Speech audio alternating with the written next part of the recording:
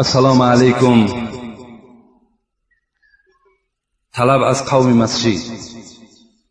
یک روز ما بین عصر و شام در مسجد یک حدیثی را خواندیم که اینجا تکلیف یکی امیرعلی شد که همین حدیث در جمعه شما خوانه تا که همین ثبتی کسی توی شود و شاید یک زن گوش میکند و همین حدیث و به خلاصه می آید.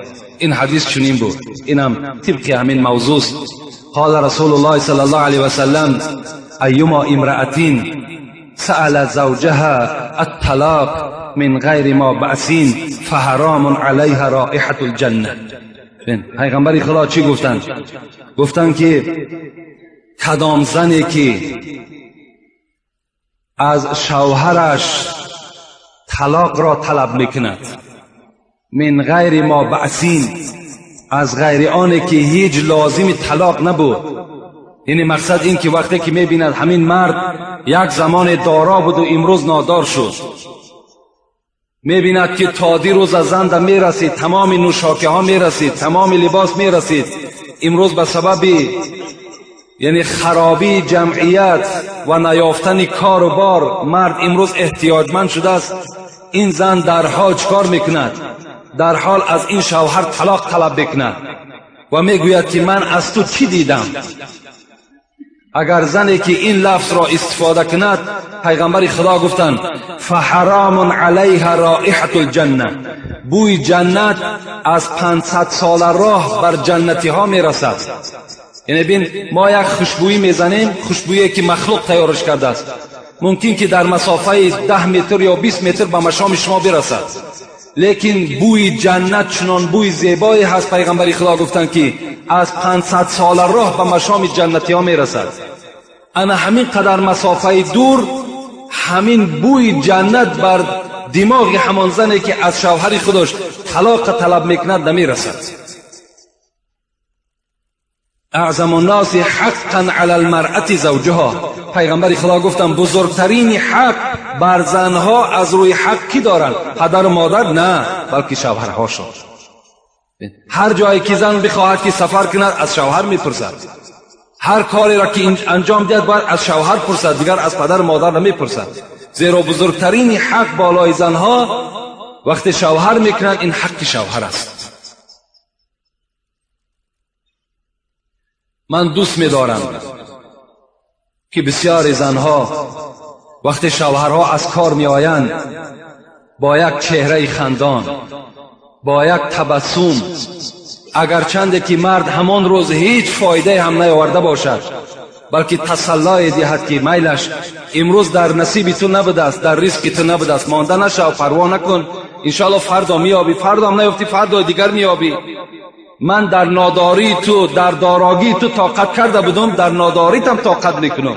این چنین اگر لفظا از زنی ما و شما، خواهرای ما و شما صادر شود، انشاءالله زندگی اونها خیلی نیکبخت میشود. باور کنید زندگی اسما را وقتی در کتاب میخواند انسان هیچگاه طاقت کردن نمیتواند. اسماء دختر ابوبکر صدیق بودند، یار اول پیغمبر خدا بودند، شخصی بودند که به 2 نفر سلام از خدا آمدگی است، یکی ابوبکر است یکی خدیجه است. همین دختر اسماء، دختر ابوبکر صدیق اسماء که میگه حامله بودم، وقتی میگه در خاندانم که شوهرم زبیر میگه به سفر برآمده بگی بود با همراهی پیغمبر خدا، در خانه چیزی یافت نمیشد، لیکن در همسایگیم یک یهودی زندگی میکرد، در دیگش میگه گوشت گوسفند میپخت، بوی گوشت گوسفند میگه خانه مرا فرا گرفته بود. من هیچ طاقت نکردم، به ناگاه خانه این یهودی داخل شدم و گفتم که حاجت بر آتش دارم. حالا که حاجت به آتش نداشتم، حاجت به همون گوشت گوسفند داشتم. این یهودی میگه در بالا یک ظرف میگه بر من آتش داد. گفت من گفت یهودی ها اون زمان هم پیغمبر خدا را دوست نمی داشتن، چگونه ای که امروز یهودی ها مسلمان ها را دوست نمی دارند. گشت آمدم در خانه، طاقت نکردم، بار دوم باز رفتم، گفتم احتیاجی به آتش دارم. باز میگه آتش داد و گوشت نداد. میگه باز گشت آمدم، 3م بار رفتم، باز همچنان معامله کرد. به ناگاه دستم برداشتم، گفتم پروردگارا خدایا، گفتم دیگر دادرسی به جز تو من ندارم، در دل همین یهودی داخل کن تا که در یک ظرف برای من طعام روان کند. دیگر هیچ طاقتی ندارم، بجز همین طعام امروز هیچ چیز برای من محبوب تر نیست. دعای من میگد به نشان خود رسید. و ناگاه میگه شوهر همون یهودی آمد و از زن خود پرسید که امروز کسی ما را سراغ نکرد؟ گفت بجز همین زن عرب دیگر کسی سراغ نکرد. گفت چی گفت؟ گفت از من آتش پرسید خلاص. گفته ای زنه گفت در یک ظرف گفت گوشت و آب همین شوربای گوشت پر کن و برده بر همین همسایه عرب بده تا اگر بر او طعام ندهی این طعام تو برای من حرام است، من نمیخورم. دعای اسماء در نزد خدا قبول گشت. در همین خیل شرایط ها اون زنها چکار کردن؟ طاقت کردن و شوهرهای خدا احترام کردن. خدا رحمت کند سعدی را چی میگد؟ زنی خوب فرمانبری پارسا کند مردی درویش را پادشاه. اگر زنی خوب باشد، فرمانبردار باشد، خدا ترس باشد، همین مردی فقیر گدای تلبنده را پادشاه میکند. برو 5 نوبت بزن بر درت، اگر یاری موافق بود در برت. خدا رحمت کند سعدی را. برو ای مرد میگد خوش به حالت 5 وقت نماز با جماعت بخوان وقتی که زنی مسلمان داشته باشی. تو زنی مسلمان داشته باشی بی پروا رفته در مسجد نماز خواندن بگیر، هیچ فکر خیال در خاطرت نگذران. همه روز اگر غم خوری غم مدار، چو شب غم گسارت بود در کنار.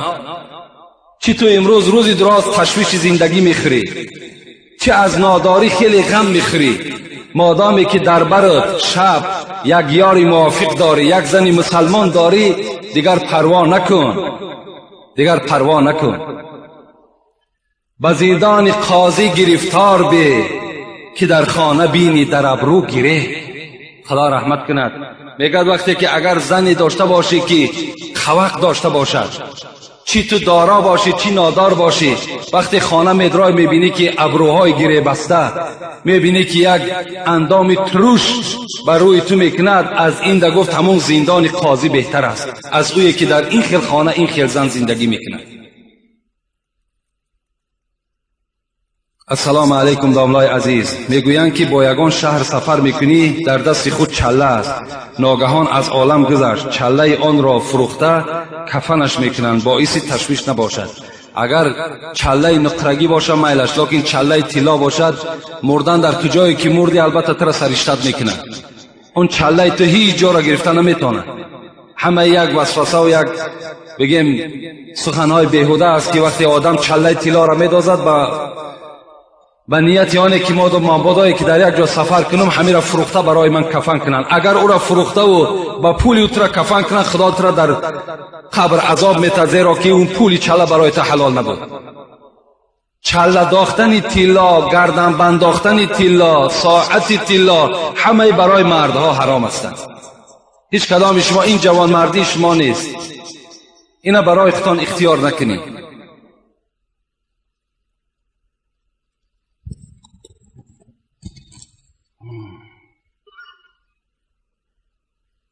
السلام علیکم داولای عزیز، التماس به سوال من جواب گردانید. وقتی که من به یگان کس میگویم نماز خوان یا زنا نکن، عرق نخور، میگوید که هر یک کار بر رضای خدا میشود. خدا راضی شد من زنا کردم.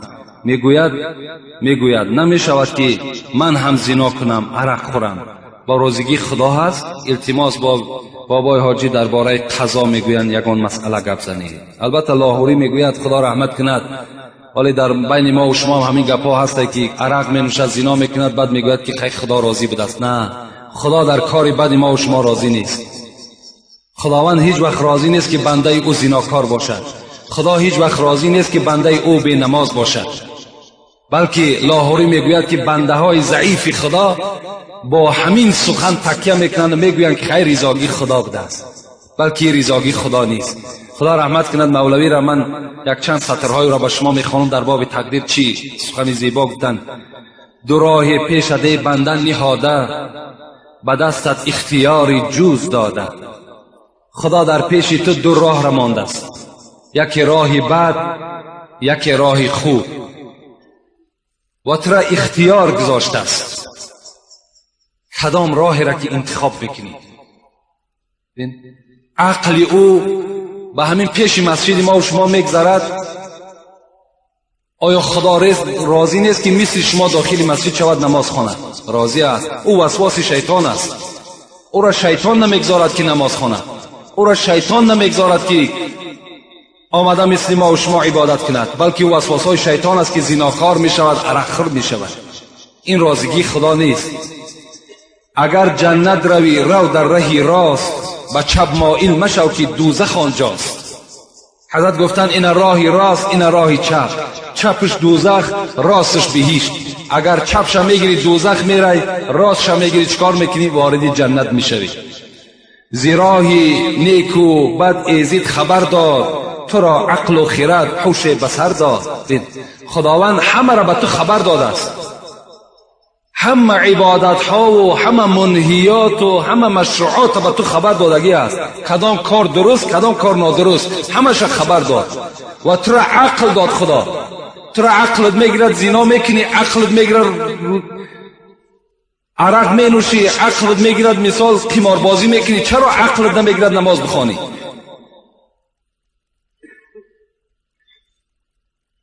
خدا را جو، خدا را جو، خدا را بگو ذکر و بمان چون و چرا را. حضرت میگوید خدا را جستجو کن، خدا را جستجو کن، بگذار این چون و چرا را. چرا ایت شد، چرا